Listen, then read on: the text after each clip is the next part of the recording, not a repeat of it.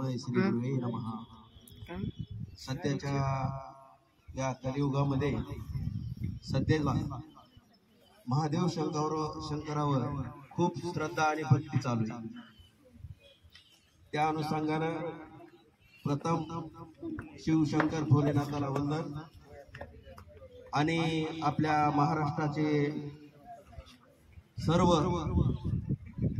महापुरुष सर्वांनाच वंदन. आज आपण जिल्हा परिषद प्राथमिक शाळा मोरवड आणि दुसरी कैलासवासी सुंदररावजी काका शेळके पाटील माध्यमिक विद्यालय मोरवड या दोन्ही शाळेला आज गुरु आनंद महिला प्रतिष्ठान बीड, प्रयास फाउंडेशन मुंबई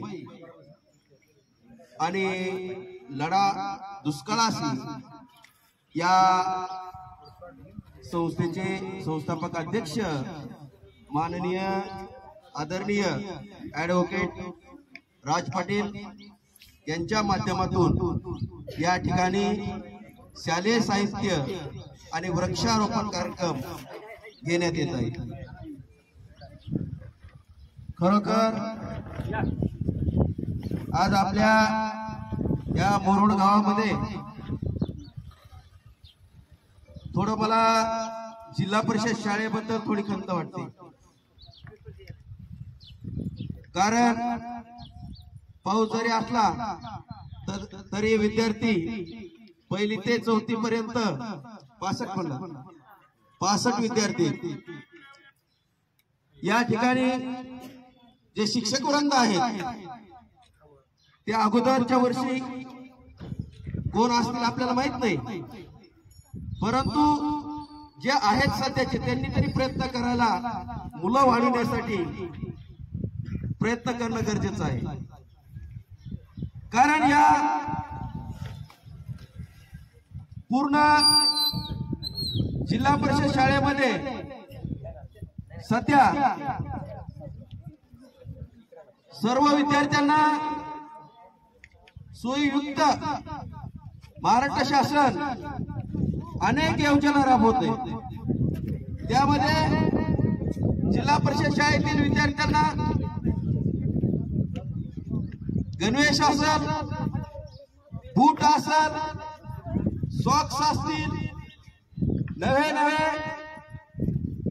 दुपारच्या वेळेमध्ये त्याला आहार म्हणजे पोषण आहार पण दिला जातो. या गोष्टीचा शिक्षक वृंदाने आणि पालक वर्गाने विचार करण्याची गरज आहे. त्यामुळे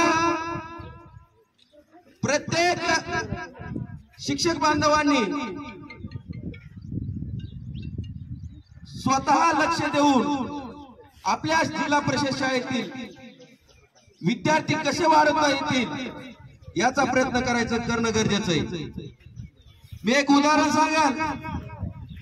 कुठलीही पब्लिक स्कूल घ्या, इंग्लिश स्कूल घ्या, या इंग्लिश स्कूल मधील ज्या शिक्षक महिला असतात त्यांचा ड्रेस, साडीचा कलर एक असतो. त्या महिला उन्हाळ्याच्या सुट्टीमध्ये खेडेगावामध्ये गावामध्ये त्यांच्या शाळेच्या अंतर्गत जे गाव आहेत त्या गावामध्ये जाऊन प्रत्येक डोर टू डोर जाऊन विद्यार्थी आमच्या शाळेत पाठवा ही मोहीम राबवली जाते. आणि या मोहिमेमुळे त्या ठिकाणी ते पालक वर्ग विचार करतात की आपला मुलगा इंग्लिश स्कूलला टाकायचा का जिल्हा परिषदला टाकायचा. आणि त्यातून अनेक विद्यार्थी इंग्लिश स्कूलला पाठवले जातात. परंतु विद्यार्थी मित्रांनो हे लक्षात घ्या, शेतकरी बांधव असतात, आपले आई वडील कष्टकरी मोलमजुरी करून आपल्या मुलाला शाळेत टाकण्यासाठी इंग्लिश स्कूल मध्ये जवळपास 30,000, 40,000, 50,000 रुपये फीस किंवा भुर्दंड बुजावा लागतोय.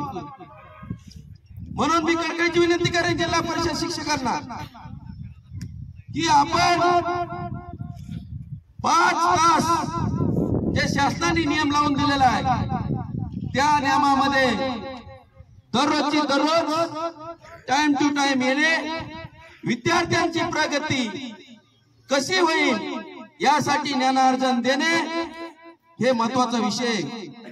आज काही शिक्षक या जिल्हा परिषद शाळेतले काही शिक्षक ज्या ठिकाणी 3 शिक्षक त्या ठिकाणी 2 शिक्षक हजर असतात, 1 शिक्षक गायबच असतो. कधी जा आदलून बदलून त्यांची ठरलेलं असतं की यांनी 2 दिवस हे करायचं, सुट्टी घ्यायची, त्यांनी 2 दिवस. त्यामुळे जिल्हा परिषद शाळेमध्ये पालक वर्ग पाठवण्यास धजत नाही. म्हणून मी सांगू इच्छितोय की जिल्हा परिषद शाळेमध्ये आम्ही सांगतो आमच्या मुलं स्वतः जिल्हा परिषद शाळेत टाकतो आणि आपण जर एवढं पेमेंट असताना जर तुम्ही काम करत नसताल तर या शाळा काही दिवसांनी बंद पडल्याशिवाय राहणार नाही. त्यामुळं आणि दुसरी गोष्ट सांगायचं म्हणजे आज बघा, आज तुमच्या संस्थेला पण गुरु आनंद महिला प्रतिष्ठानच्या वतीनं आणि लढा दुष्काळाशी या फाउंडेशनच्या वतीनं तुम्हाला पण शालेय साहित्याचं वाटप करण्यात येणार आहे. परंतु या गुरु आनंद महिला प्रतिष्ठानच्या अध्यक्षा सौ सीमा वस्तुवाल मॅडम यांनी बीड जिल्ह्यामध्ये, बीड तालुक्यामध्ये गेल्या वर्षी 1 लाख वह्या वाटप केल्या, 1 लाख वह्या वाटप केल्या आणि या वर्षी 205 शाळेला वह्याचं वाटप होत आहे. दररोज जवळपास 50-30 शाळेतील जिल्हा परिषद शाळेतील विद्यार्थ्यांसाठी या गुरु आनंद प्रतिष्ठानच्या वतीनं आणि प्रयास फाउंडेशन मुंबईच्या वतीनं वह्या वाटप करण्यात येत आहेत. दुसरी गोष्ट, सामाजिक काम करत असताना काय असतं, मात्र सरांनी सांगितलं की कुठलं तरी दानत्व लागतं, द्यायची माणसाची इच्छा पाहिजे.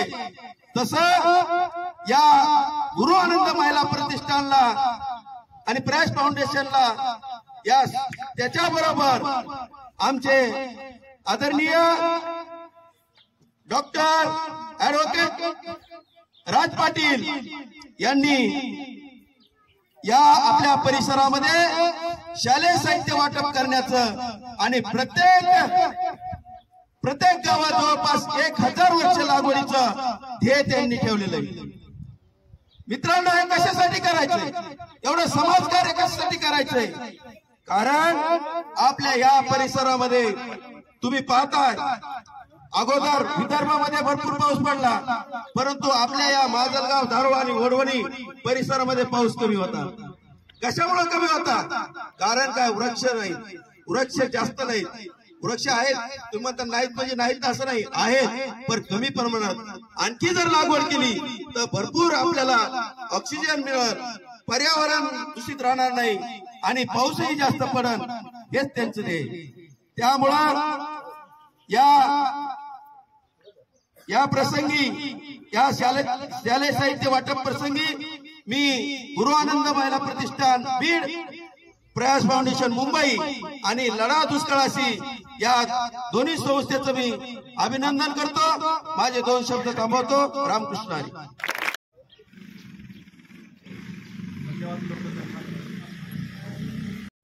विद्यार्थ्यांना मोफत शालेय साहित्य वाटप आणि वृक्ष लागवड अतिशय महत्त्वाचा उपक्रम आपल्या जिल्हा परिषद शाळा आणि माध्यमिक विद्यालयाच्या दोन्ही विद्यार्थ्यांना होत आहे.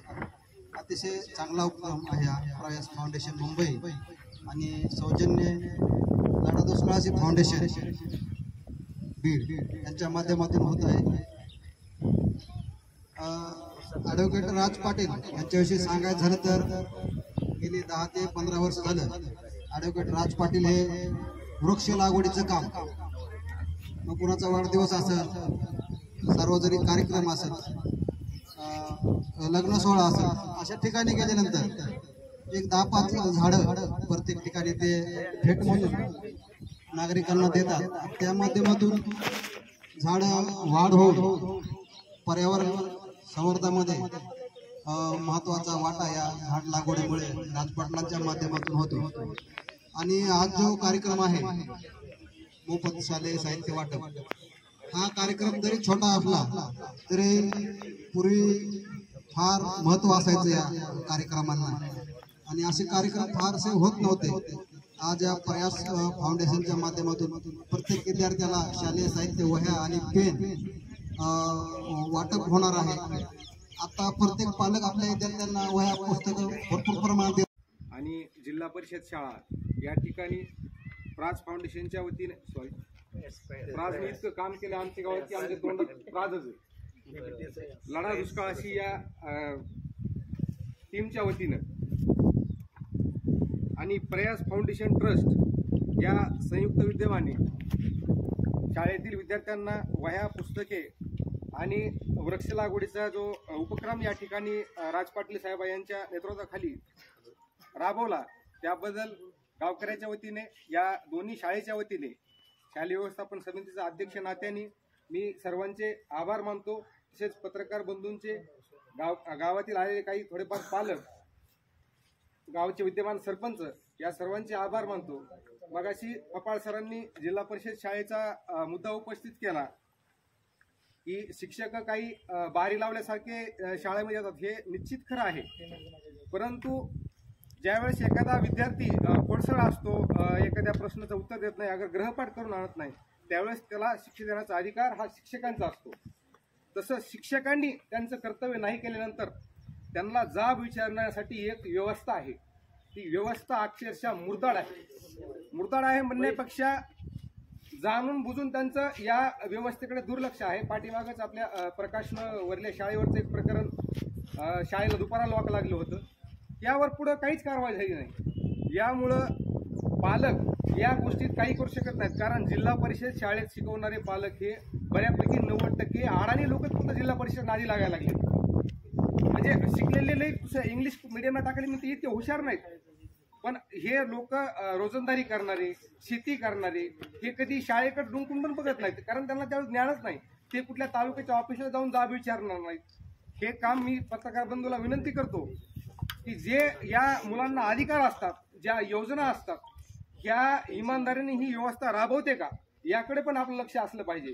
कारण मी आता जवळपास 10 वर्ष झाले शाळेकडे लक्ष देतोय. अध्यक्ष तर मी आता झालो. ज्या काही शासनाच्या योजना असतात त्या इथपर्यंत सरासरी ही व्यवस्था पोहोचू देत नाही, आणि जरी पोहोचल्या तरी त्याच्यात त्यांची काहीतरी मागणी असते की आमचं हे थोडंफार आमचं बघा, नंतर तुमच्या मुलांना ते आम्ही लागू करू. जसं की आता आमच्या मुलांना गावातून शाळा लांब आहे आमची, प्रवासी भत्ता येतो. गेल्या वर्षी प्रवासी भत्ता आला 4,000 रुपये, राहिले 2,000 रुपये आम्हाला आलेच नाहीत. खरं का मॅडम? हा प्रस्ताव देण्याचं काम हे पालकांचं नाही किंवा या शालेय व्यवस्थापन समितीचं नाही. हे सर्व काम हे ऑफिसचं आहे, आणि या ऑफिस मार्फत ही बिलकुल कामं होत नाहीत.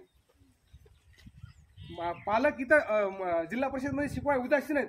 याला कारण बऱ्यापैकी ही व्यवस्था आहे, आणि ह्या व्यवस्थेला सुरळीत करण्यासाठी स्टेप बाय स्टेप प्रत्येक व्यक्तीला एक जबाबदारी, ती जबाबदारी ते पार पाडत नाहीत. याकडे पत्रकार बंधूंनी गांभीर्याने लक्ष द्यायला पाहिजे. एखादं स्टिंग ऑपरेशन सरासरी मला त्या क्षेत्रात दिसत नाही. ते बाकी क्षेत्रात मी बऱ्यापैकी बघतो, पण त्या क्षेत्रात दिसत नाही. त्या क्षेत्रात पण आपण लक्ष घालावं याची तुम्हाला विनंती करतो. आणि हा जो पाटील साहेबांनी उपक्रम राबवला, एक मिनिट फक्त एक सांगतो.